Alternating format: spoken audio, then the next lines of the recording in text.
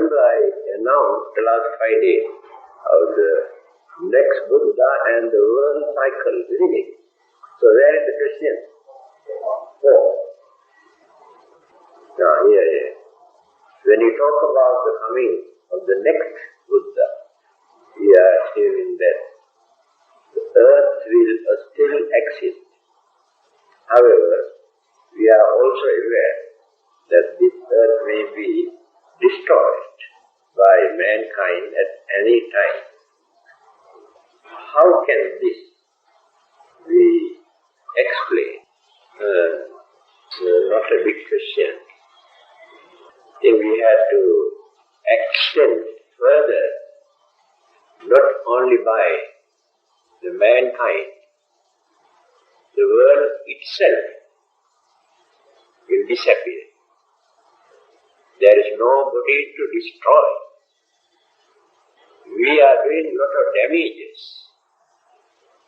and we change the situation or the conditions of the environment. The two issues are important here. Next Buddha and the world cycle. We believe that there will be another Buddha. And some other religions also maintain the same belief. According to Hinduism, so one of the oldest religions in this world, reincarnations of God appeared from time to time. So according to them, so far, 9 incarnations already appeared. The 9th one was the Buddha, they say. And before the end of this world cycle, there will be another incarnation of their God. So, and the reason they have given in Bhagavad Gita, just like Dhammapada to us, why God appears from time to time, for what purpose? Paritranaya sadhunam vinasaya ca duskritam dharma samsthapanarthaya sambhavami yuge yuge. This is in Sanskrit. Paritranaya sadhunam, to protect good people, religious people. Vinasaya ca duskritam, to destroy wicked people. Dharma samsthapanarthaya, dharma samsthapanarthaya, for the establishment of the dharma, to establish the righteous way of life or religious way of life. Sambhavami yuge yuge, appear from time to time. I referring to this saying, not only Hinduism, the followers of many other religions also say, all those religious teachers, prophets, or messengers of God are the reincarnations of God, sent by the God. So far, according to their calculation, either 28 or 32, I am not sure, 28 or 32 prophets have appeared in this world. And they have done some service to mankind of God. Christianity also says second coming of Jesus. So they too believe that there will be another prophet or messenger of God. Then what is the Buddhist attitude? What did the Buddha say? Now this is very important. The Buddha has never mentioned that the Buddhas are the messengers or prophets of any God. Now there is the difference now. They never appear in this world to convey somebody else's message. What they have realized, understood, through their own efforts, they try to explain to others and advise them to follow the same path. So it is not a message of another Buddha or another God.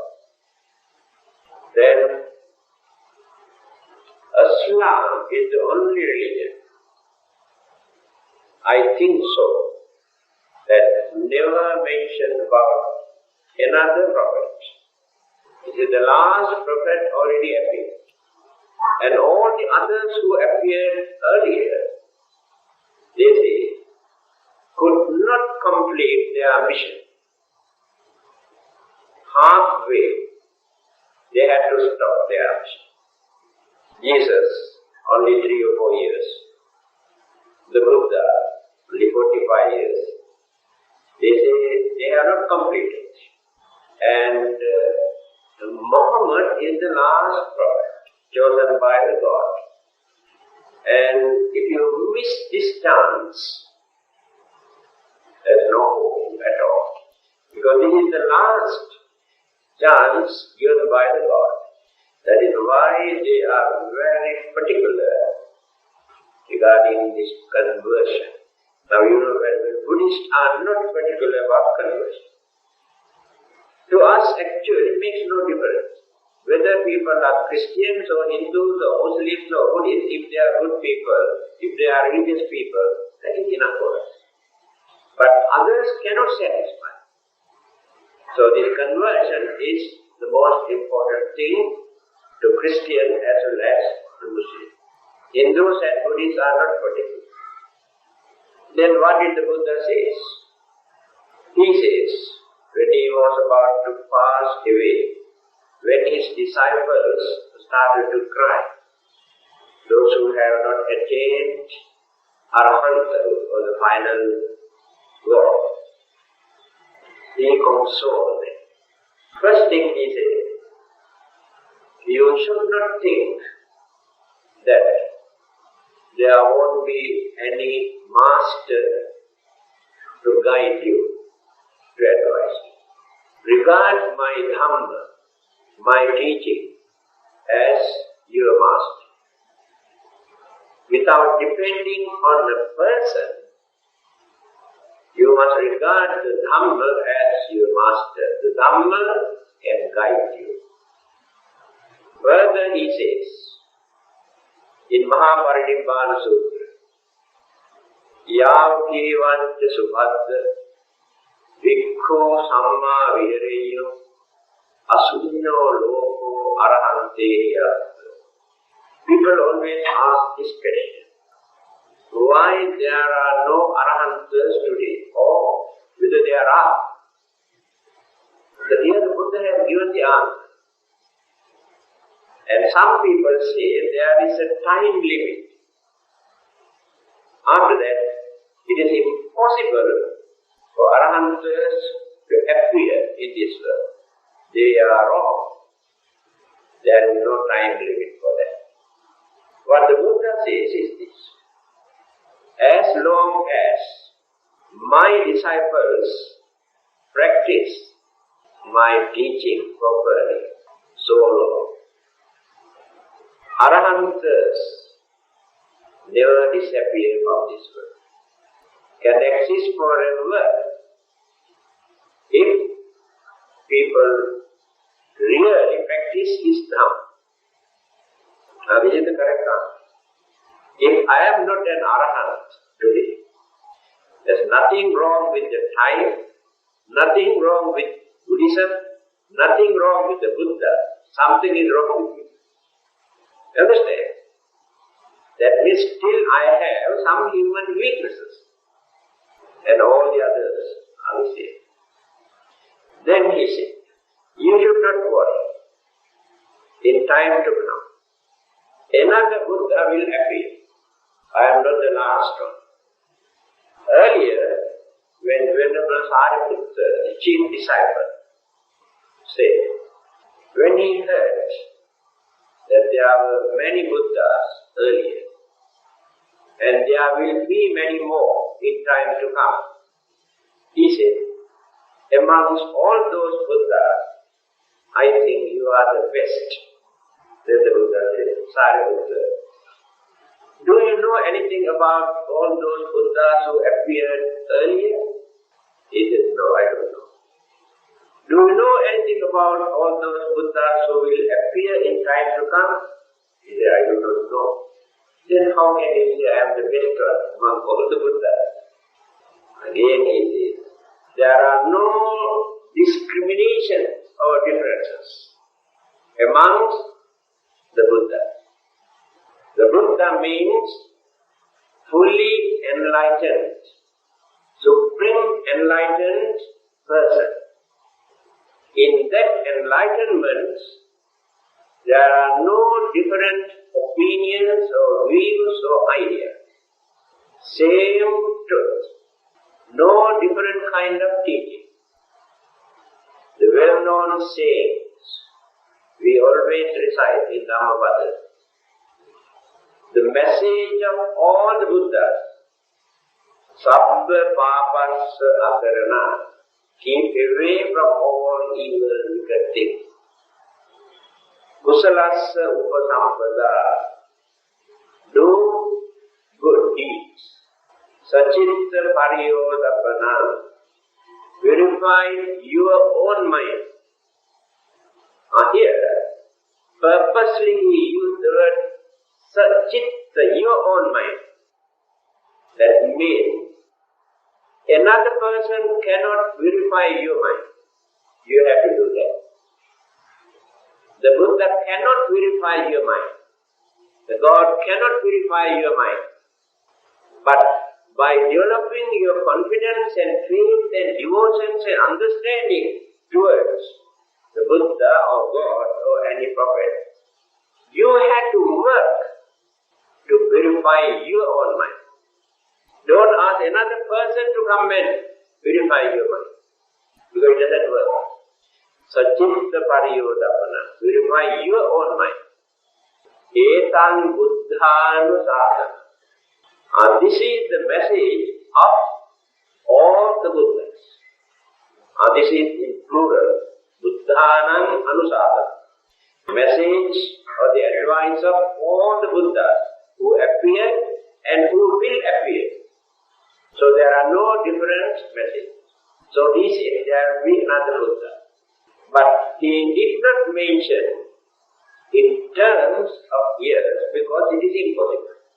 By taking this quotation from Mahaparinibbana Sutta, other religions try to take the advantage of this. They have written many books regarding this.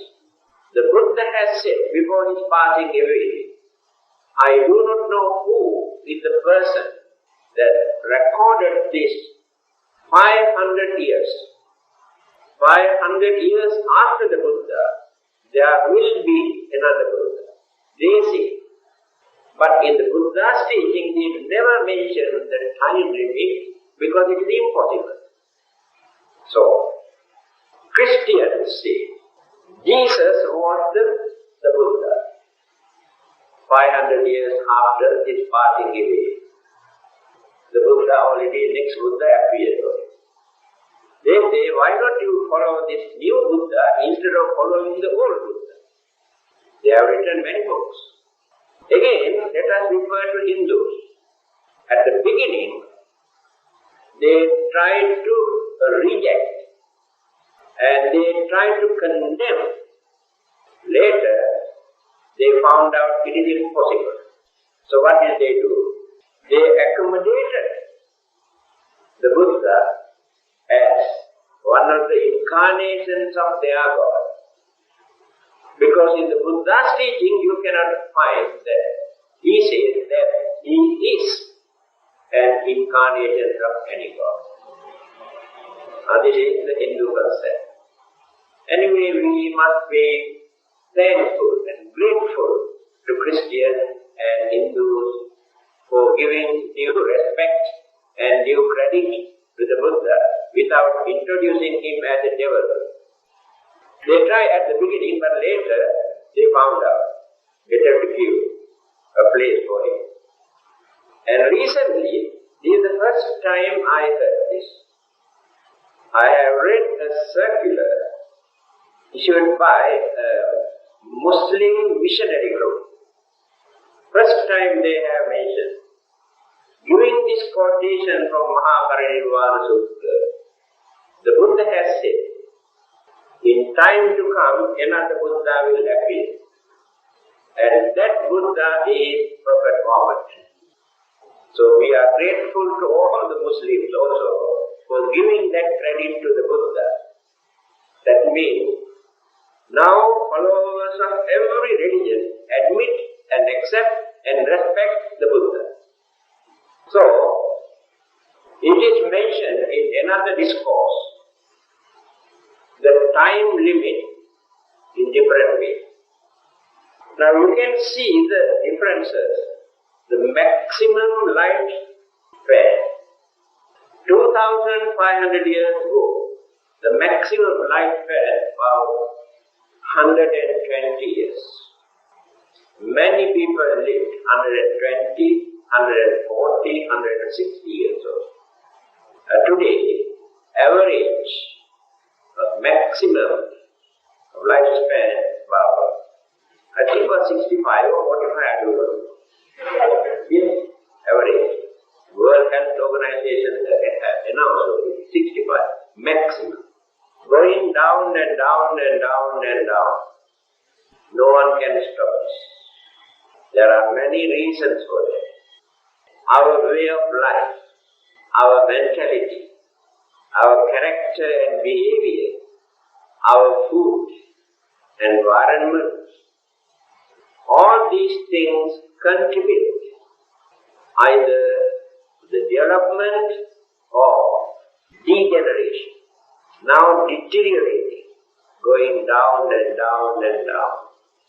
Man's craving, selfishness, jealousy, anger, ill will, unrest, uneasiness, craze, all these things have increased more than 75%. So when we were in primitive stage, we have not developed all these mental defilements. We had all these things were at the initial stage. They can satisfy with their food, shelter, sex, only these things. Today, in the name of development, physically and mentally, and in the name of entertainment and amusement, enjoyment, we are introducing so many unhealthy, uncultured, uncivilized, immoral practices in the name of entertainment. But those days, people have regarded all these things as immoral. And because of this development, material development, today you have a nice dress,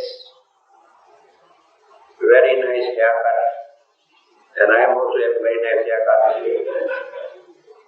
And you use all sort of gadgets, cosmetics, you have beautiful houses, motor cars, televisions.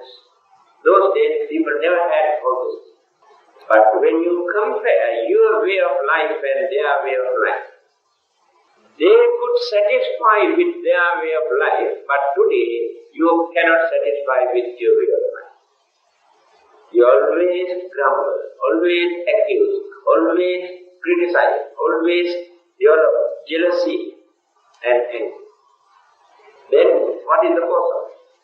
The main cause of all these problems we are facing today is this material development and spiritual degeneration. That's all. Mentally, when we analyze the nature of human mind today, cunningness and selfishness, these two things completely govern, control the whole man. In everything, whatever human beings handle today, there is selfishness and cunningness. One man tries to bluff the other. Honesty, sincerity, kindness and understanding are no more in our mind. We have artificial kindness just to show our smiling face. But inside our heart, there is no kindness, no compassion, no understanding. And that is called spiritual degeneration. Because of this mental attitude, a lot of changes take place in our physical body. We never realize this. In our brain cells, glands, various glands which produce different kinds of hormones, mix up with the blood circulation, go through the heart, brain cells, create so many kinds of sicknesses. Then the maximum lifespan is going down and down and down and down. Or sudden heart attack, brain, cerebral hemorrhage, gastric ulcer, hemorrhage in the stomach. All these things are the result of mental attitudes. Mind creates all these things. Mind aggravates, arouse, stir the whole system. Especially after middle age, we had to face unexpected problems, sicknesses that people have never heard in the human history. New kind of sicknesses. The mind, mental attitudes. Then, mental pollution, air pollution, water pollution. All these things completely pollute life, plant life, or vegetable, fruits, air. So we are leading an artificial life, not natural. Our food, our clothing, our shelter, our daily routine, our medicines are not natural. All are artificial. If you compare our way of life with animals, you can understand this thing. Those animals who associate with human beings also face the same problem. Cats and dogs and others. But not those who live in the jungle. Because they live natural. By thinking that we are developing, progressing, actually what we are doing, we are digging our own grave. Earlier. This is called development. We completely destroy jungles, rocks, hills, and plants, rivers, natural beauty, pollute the air, plant life, for our own comfort. The question is, if man can destroy this world, now how can we make the next Buddha? There will be no place for him to appear. Earlier, or before that, we destroy this world according to our way of life. The Buddha has given the answer. In Mahasihanada Sutra, the name of this discourse, Sihanada means lion's roar, the Buddha's voice. There he mentioned it. Because of our way of life, uncultured, uncivilized, immoral, unrighteous way of life affects the physical body. Then various kinds of sicknesses also increase. Then the lifespan is going down and down and down and down and down. It goes down up to 10 years. Maximum lifespan becomes 10 years. That means 10-year-old person at that time has become a grandfather or grandmother. Then the population. Today we are complaining about the population. Increasing, thickly populated. But at that time, very few human beings remain because they die early. They have no chance to produce. So when this situation goes down and down up to that level, very few people started to think, actually what happened to these human beings? By considering and thinking very deeply, some of them realized that our way of life is the cause. If we are not going to change our way of life, then this whole mankind will completely disappear from this earth. After that, they try to cultivate their way of life.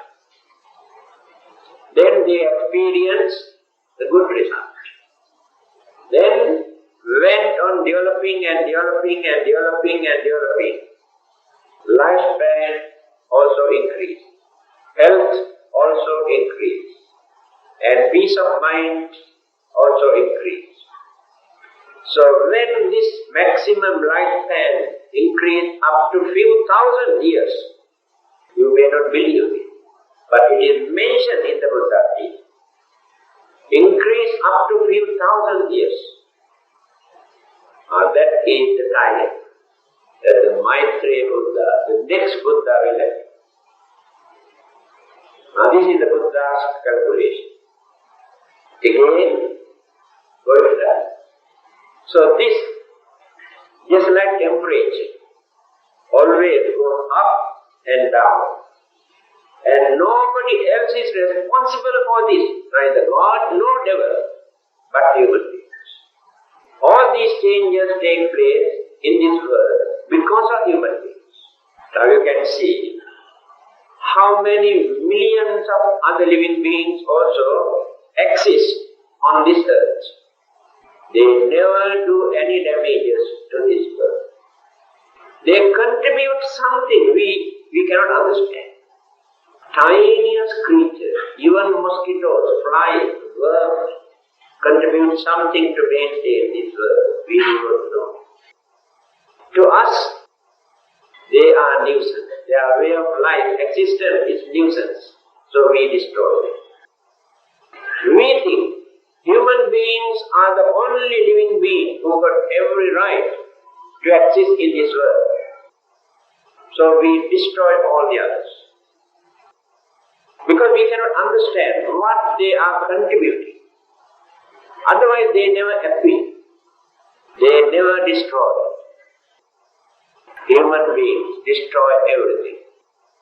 Human beings destroy all the other living beings. Those animals destroy only certain number of living beings, certain groups, only for their food, but they don't disturb others. So human beings are the only living beings in this world, on this earth, who destroy every living being, including human beings. See how advanced we are. We say we are cultured. Anyway, human beings cannot destroy the whole globe, the earth. Destroy existing things. These things appear and disappear, appear and disappear. So complete destructions never take place because of human being. Certain sections, certain part of this world will be affected because of human being, but not the whole globe. And now let us take another aspect. How the nature or natural occurrences without God or devil or human being, how changes take place. This is very interesting. All these planets, galaxies, universes, not only one universe, universes, suns and moons, so many suns and moons, anything that will exist. According to the Buddha, they appear, change, decay, and disappear. Again, appear, change, decay, disappear. Again, appear, this is called circle. There is nobody to handle all these things, either to produce or to destroy. All these changes are natural. In 3 words, Buddha has summarized whole universe. It's called universal characteristics by nature. Anicca, dukkha, anatta. Out of everything. Then you analyze.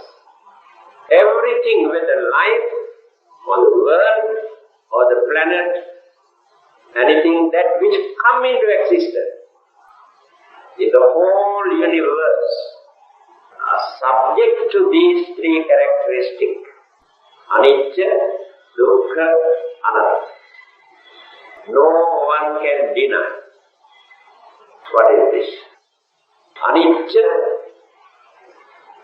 never remain forever without changing. Can you single out anything in this universe that which remain without changing? If existence take place, changes also must take place. If there are no changes, existence never takes place. We exist like this because of these changes. Then, if changes take place, definitely all these component things that will exist together, although we give different names, human beings, animals, plant, earth, planet, suns, moons, whatever it may be, these are the names given by us.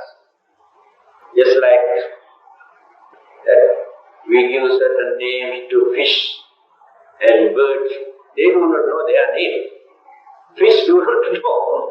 We say, come please, and this and that. That poor creature doesn't know the name. This is the name given by us. Birds also like this. So in deep sense, philosophical interpretation, great philosophers summarize this.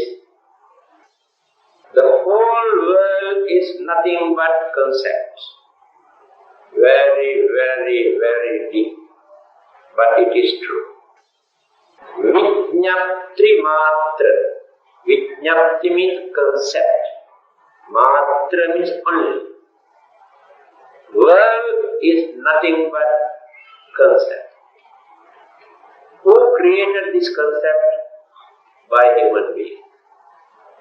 If there is no human consciousness, there is no world, there is no universe, because based on concept. Of course, to understand these things, we have to study so many things. So our way of thinking about this world is just like a born baby's way of thinking. So the things that which come into existence change. Changes create deteriorations and started to decay. Going on decaying. After decaying, you know what will happen.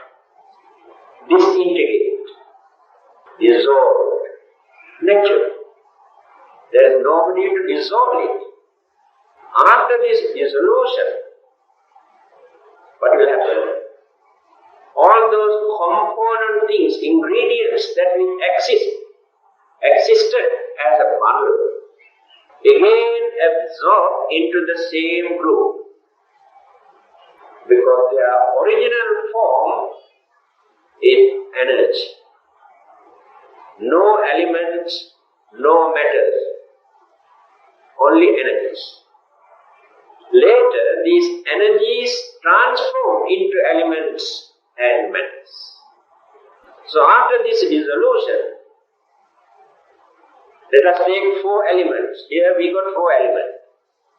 If all these 4 elements joined together remain as a bundle because of so many energies, binding factors maintain this.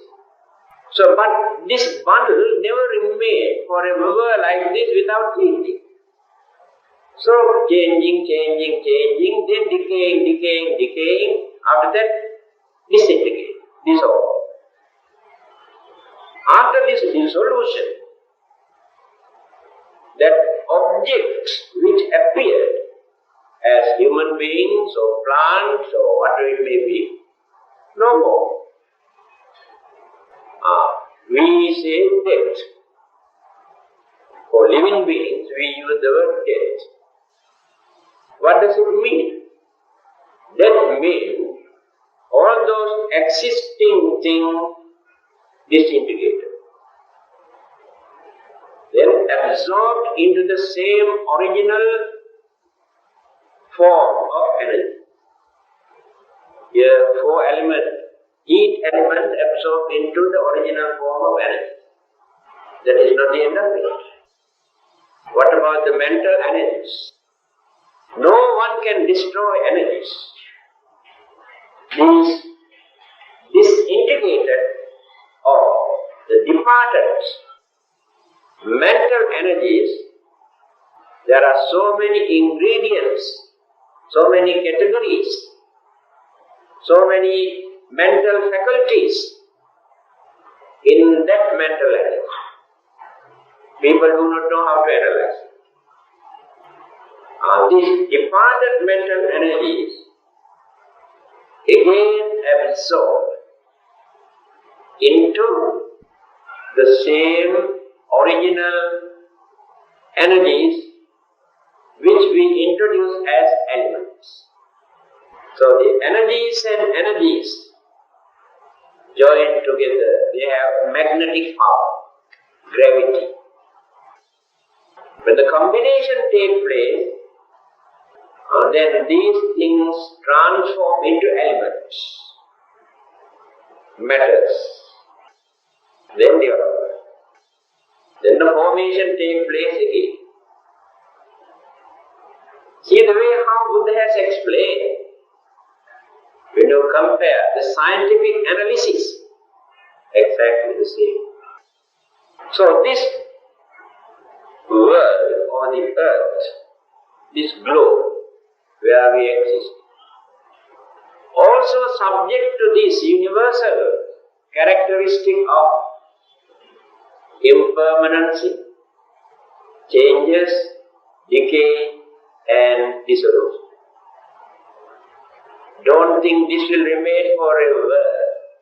And the belief that some people maintain, when the God gets angry, he will destroy. All these are mythological beliefs. In Hinduism also, there's one particular God called Ishvara. 3 gods, creator and sustainer, who maintain, who look after. and destroyer. Three powerful gods. Three Murti, like Trinity in Christianity. Trinity, three gods, creator and in the end destroyer. To them also there is a God to destroy this.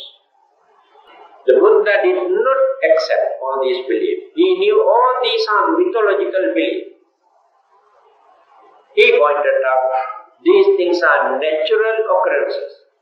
Since people cannot understand how these things take place, they refer to God and devils and ghosts and this and that. Anicca. Then the second item is dukkha. Dukkha we always interpret as suffering. It is not suffering. When certain ingredients, different groups and elements and energies join together, friction always takes place. Because of this friction, amongst these elements and energies, a frame exists, a figure exists, formation can be seen. Now when we take a torchlight and do like this, very rapidly, you can see one big round or light. When we stop it, we cannot see that round. No. So all these things appear as a figure because of that friction. So rapidly, this friction takes place, we don't feel it, we cannot understand. Mind changes more rapidly than the element in the physical world. In Abhidhamma, it is mentioned, when 17 times the mental energies change, physical body only once. See how rapidly mind changes. When you study biology, it's only recently, after their scientific discovery, they realize how changes take place. Our blood group and cells and so many things exist only for a short period and disappear and again reappear. But when you analyze correctly, every fraction of a second changes take place. Birth and death and birth and death and birth and death. Every second. Mind dies, appear. Dies, appear. Physical body dies, appear. Dies, appear. Take place so rapidly, we don't feel. Because again, all these things join together millions of times within few seconds. So we are dying, we reborn every second. But when complete dissolution takes place, when there is no more binding factor, then collapse. At that time we say our death. Earlier we never noticed. But lot of indications, signals, signs appear. How changes and decaying and many other things take place. Our hair, our teeth, our skin, then our eyes and ears, sight and hearing. When you grow old, why these things change? That means going on decaying, changing. Get ready to disintegrate, getting ready. In simple language, having rehearsal, we are having rehearsal to get ready for that. We are not ready to face facts. We always maintain self-hypocrisy. We don't like to talk about death. Especially Chinese New Year is very, very near, so we should not talk about death because we never die. This is the mentality. So we are all hypocrites.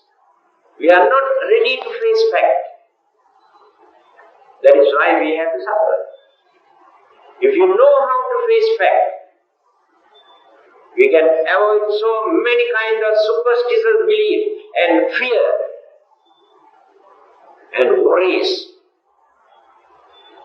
that we believe that charms and black magics and this and that, because not ready to face facts.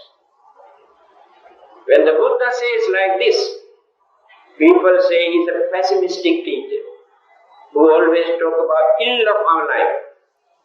It is not that. This is the fact.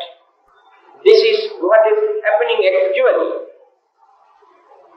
That is why we are not happy. So, dukkha means that unsatisfactoriness that we experience in our mind because of these changes. That is called dukkha. When a young girl who maintained very good complexion, nice features, very serene face, one day, afternoon, the complexion is fading away, the skin also dry, the unhappiness, unpleasant feeling, worry, that is called dukkha. Because of these changes, the worries and miseries and unhappiness that we create in our mind is called dukkha. We never analyze this. Occasionally we get headache, backache, toothache and this and that. These are natural. Then in the end, another. The belief that people maintain, in the end, there must be something to remain forever without change. Permanent entity. Every religion very strongly believes this. We like to have immortal life. We like to have a place where we never die, never fall sick, never grow old. This is a daydream, because there is no such place.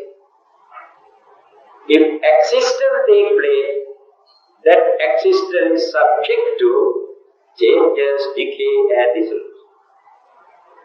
You can create your own paradise in your mind, but by nature it is impossible.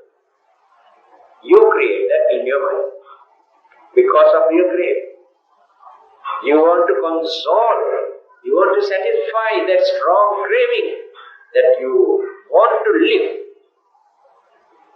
Here the Buddha says, the belief that there will be something to remain somewhere, either in heaven or nirvana or in hell or anywhere, without changing, is a wrong concept. These are the three universal characteristics. The whole universe is subject to these three. So now that this world exists, we can see how changes take place. We can see how certain things are going on decaying and decaying and decaying. And one day, all these elements and energies that remain as a world disintegrate. It is natural. After this disintegration, dissolution, as I mentioned earlier, that dispersed particles turn into or gone back to their own energies, never disappear. Because there is nothing to disappear. Formation disappears. The object which appeared disappeared. But after this dissolution, the energies which were absorbed into the same group never disappear. Then there will be a dark period. No life, no earth, no plant life, nothing. Another period. Then after some time, again, all those dispersed particles, energies, gravity, magnetic powers contribute to accumulate dispersed particles.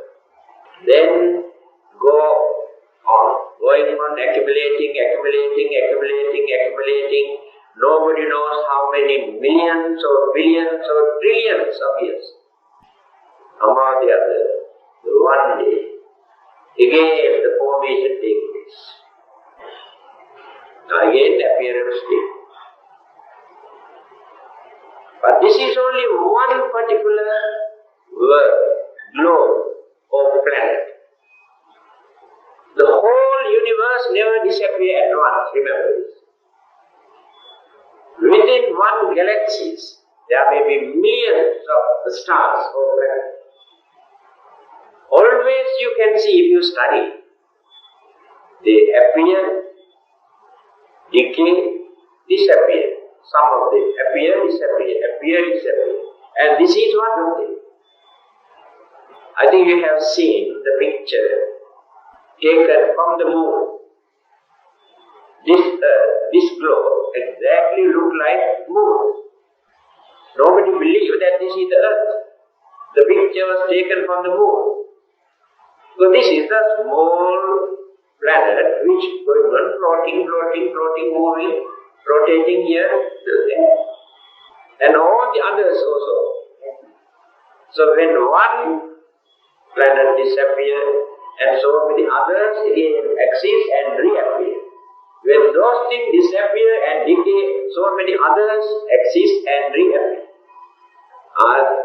That is why the Buddha says the universe is infinite. That is why he says there is neither beginning nor end. Always exists, always disappear.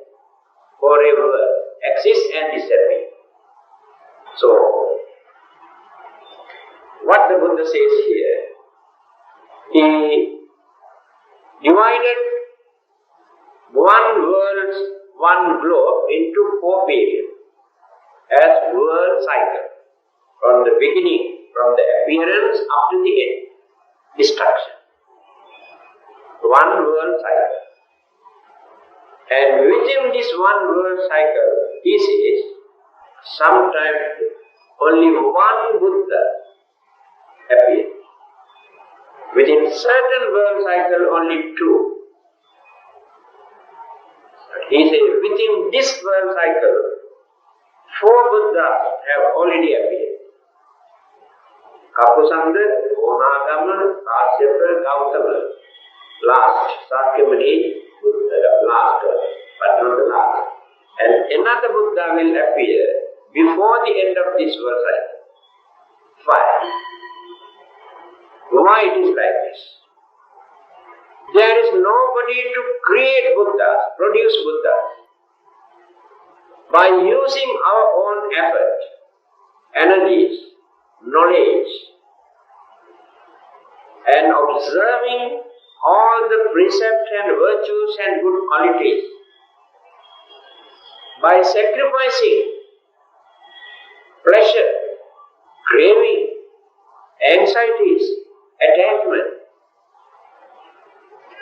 by serving others, by eradicating all the human weaknesses, mental impurities and defilement. When the mind is completely purified, perfect,